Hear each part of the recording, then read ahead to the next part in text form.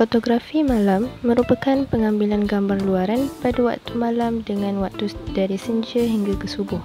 Terdapat banyak objek fotografi yang sesuai dengan fotografi malam. Sebagai contohnya, kenderaan melintas di lebuh raya, bandar, pergerakan bintang, bunga api dan lain-lain lagi. Fokus fotografi malam adalah penangkapan cahaya, baik cahaya buatan atau cahaya semula jadi melalui lensa kamera dalam jangka waktu tertentu. Ia boleh menjadi beberapa saat, minit dan jam. Untuk memberi cukup sensitif kepada filem atau sensor gambar untuk menangkap gambar yang dikehendaki. Light trails, starburst effect, motion blur dan lain-lain lagi semuanya mudah di malam hari.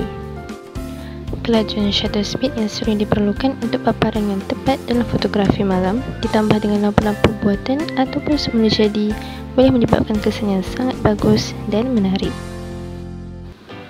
Fotografi malam juga tidak bergantung pada cuaca sama ada hujan atau mendung. Langit menemani foto anda mungkin berwarna hitam atau sangat gelap. Anda tidak mencari formasi awan tertentu seperti pada waktu siang, tetapi sebahagian besar latar belakang gambar anda tidak bergantung pada cuaca seperti gambar yang diambil pada siang hari. Untuk mendapatkan hasil yang baik bagi fotografi malam, anda perlulah mempunyai peralatan yang betul dan mengetahui semua teknik dengan baik.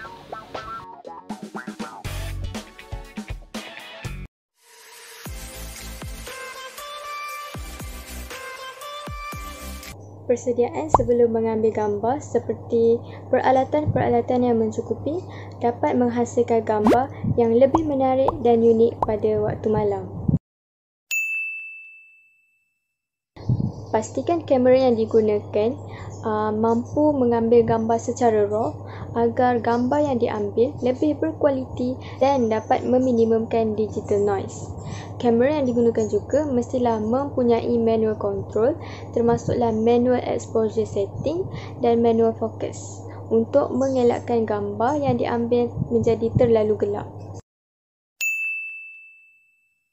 Since we are going to be taking a night photo, so flashlight sangat berguna membantu kamera lebih fokus kepada subjek yang ingin diambil pada waktu malam.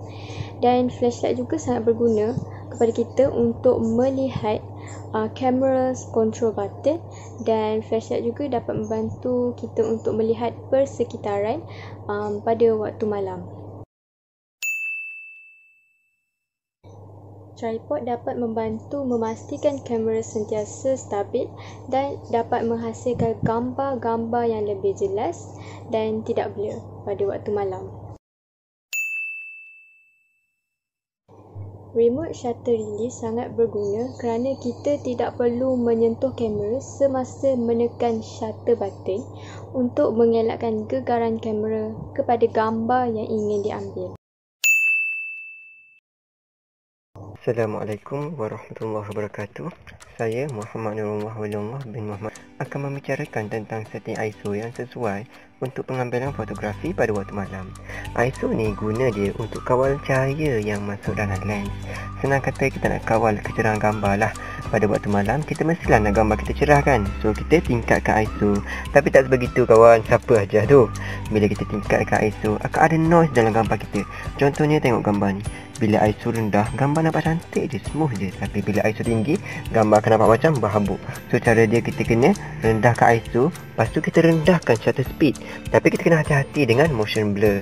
Masalah motion blur ni boleh settle dengan cara kita guna tripod. Bila kita guna tripod, tak ada dah masalah Parkinson kan.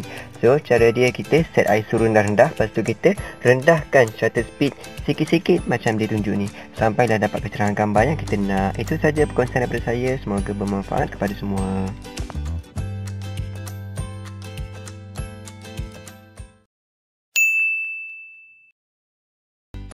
Jadi tips yang seterusnya ialah shoot as wide as possible. Jadi apabila kita shoot dengan bukaan yang lebar, kita akan dapat capture lebih banyak cahaya untuk masuk ke dalam lens kita. Jadi apabila lebih banyak cahaya yang masuk, kita dapat kurangkan kita punya ISO. Dan apabila ISO itu kurang, gambar yang kita ambil akan kurang noise. okey, dan gambar itu akan jadi lebih baik. Kita juga akan dapat gambar yang lebih banyak bokeh sebab f-stop kita rendah. Jadi blurry effect dekat background kita tu akan nampak lebih banyak lah. Tapi ada satu syarat untuk kita apply tips ni. Kita tidak boleh shoot dengan shutter speed yang terlalu cepat. Contohnya macam 1/1000 macam tu. Sebab kita punya shutter akan buka dengan sangat pantas. Jadi cahaya pun tidak dapat masuk dengan banyak. So kita kena pandai balance antara shutter speed dan aperture. Sekarang saya akan tunjukkan macam mana aplikasinya di dalam kamera ya, apabila kita adjust aperture. Sekarang aperture adalah f5. Jadi bukaannya adalah sangat kecil. Jadi kita kena tinggikan ISO. Kita dapat lihat saya tingkatkan ISO sehingga 5000. Jadi noise akan nampak banyak lah dekat dalam gambar kita. Jadi sekarang saya sudah kurangkan aperture kepada f1.8. Kita dapat lihat banyak cahaya masuk dan gambar jadi terlalu cerah. So kita boleh ambil kesempatan ini untuk mengurangkan ISO kita dan mengurangkan noise dalam gambar kita. Dalam masa yang sama, kecerahan tetap sama dan cantik disebabkan bukaan yang luas dan banyak cahaya yang masuk. Inilah yang dimaksudkan dengan bukaan yang lebar dan ini sangat berguna untuk night photography.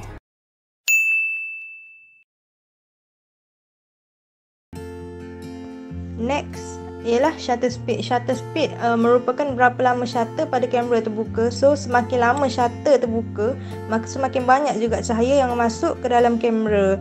So ianya digalakkan untuk menggunakan shutter speed yang rendah. So hasil gambar yang kita dapat tu mempunyai pencahayaan yang cukup dan tidak underexposure. Setting yang direkomendkan ialah 1/16 atau 1/8, atau boleh juga guna shutter speed yang lebih rendah dari angka tersebut, bergantung kepada berapa terang cahaya pada hasil gambar yang kita nak.